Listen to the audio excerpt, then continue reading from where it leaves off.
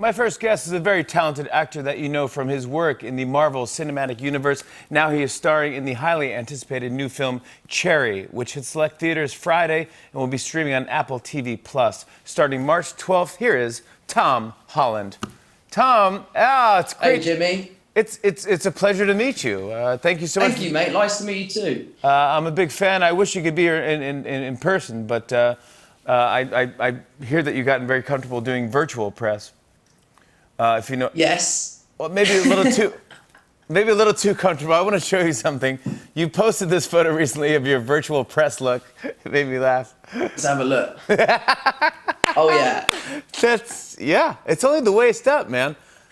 I thought that was rad. And then Joe Russo, who the Russo brothers, who was directed you in The Avengers and your new film Cherry, decided to copy your look. And can you look at that? The thing that kills me is Joe's actually got nicer legs than I do. He does. I looked at it his too. legs. Does he shave his legs? Look. You think? I don't know what he does. I don't have to shave my legs because I'm like a prepubescent teenager. I haven't grown hair on my legs yet. Here, look, I'll just give you a little glance. Oh my god! Oh my god! Holy mackerel! Oh, you're in big trouble already, man. Hey, you know what's interesting? I was noticing you don't wear pants, but you do wear socks, though. Yeah, because it's cold. And Of course it is. Yeah, I get it. I because totally I get gotta it. wear this suit jacket, and the suit jacket's too hot. Yeah. But I have my legs out because it's nice and freeing, but then my toes get cold, so I wear my socks. Toes get cold. Oh my god! I know that you're in Atlanta shooting the new Spider-Man movie, and I know you can't say much about it, but there are a lot of rumors out there. Some people are saying that Jamie Foxx might be coming back as Electro. No reaction. There's also a fan theory that your Spider-Man predecessors, Tobey Maguire and Andrew Garfield, might be making a cameo in this movie. You can't confirm or deny.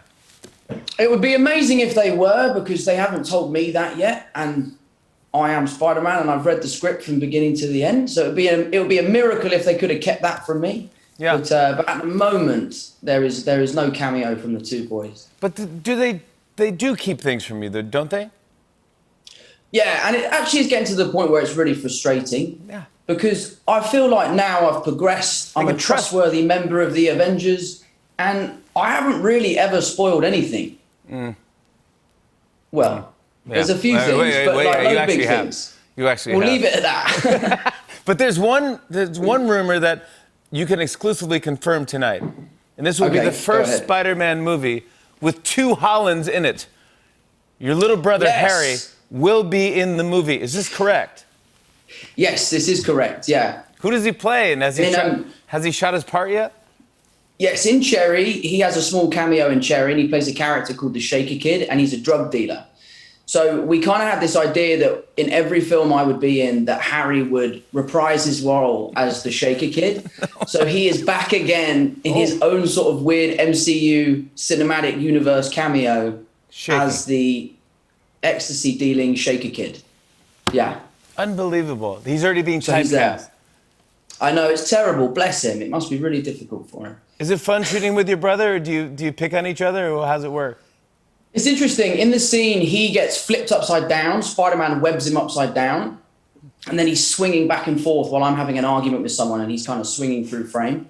And I've obviously done that for years. Being upside down is second nature to me now, so I know how difficult it can be. So at the beginning of the day, I was like making the takes extra long just to see how long it would take before he blacked out. You're like, can we do that one more time? Just keep him swinging. Keep him swinging back there. I think I forgot my line. I'm like, what was my line again? Oh, that's right. I'm Spider-Man. And then...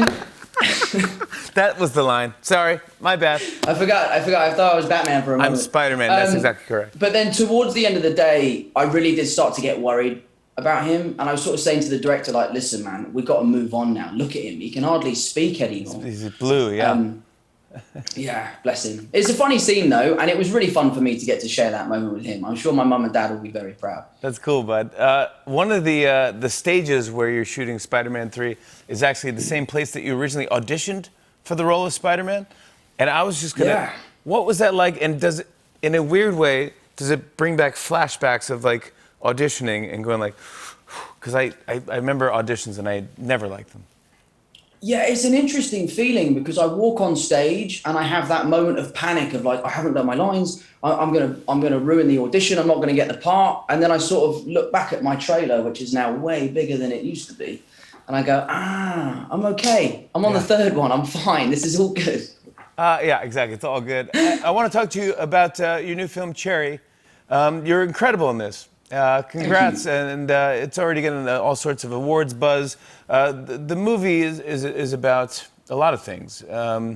It's about the war. It's about addiction. It's about PTSD.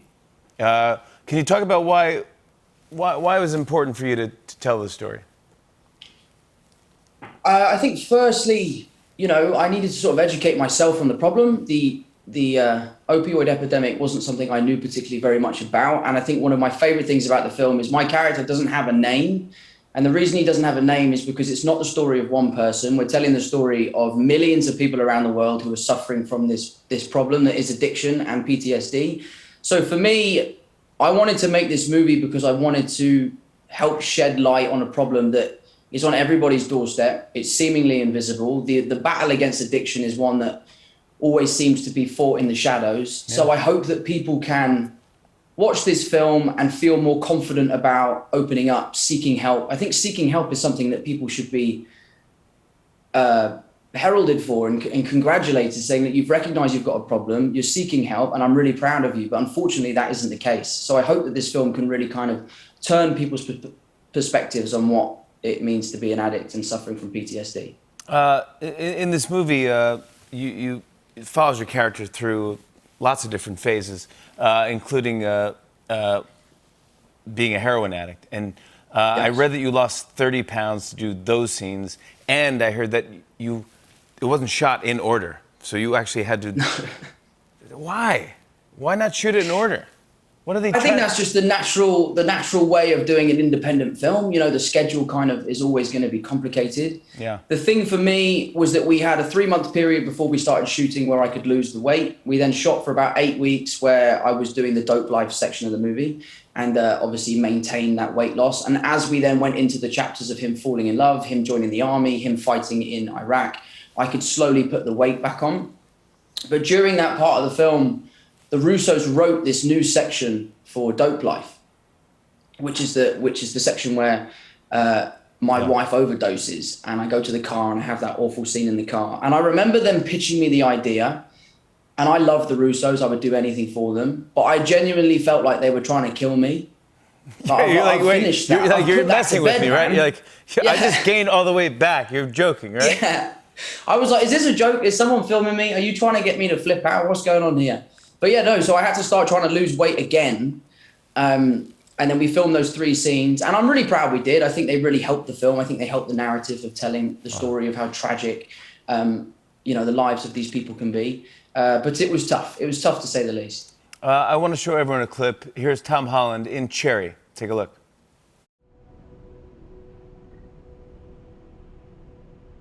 Are you seeing bad things? Yeah, a little. Are people getting killed? Because I'm seeing on the news that people are getting killed. Hello? Yeah, baby, I'm here. You're gonna make it through this, okay? I know that you're gonna make it through this. Could you just talk about you for a second? What's going on with you? Tom Holland, everybody. When we come back, Tom and I are going head-to-head in a brand new game. It's going to be fun. Stick around. On and on and on. I said, and it's on.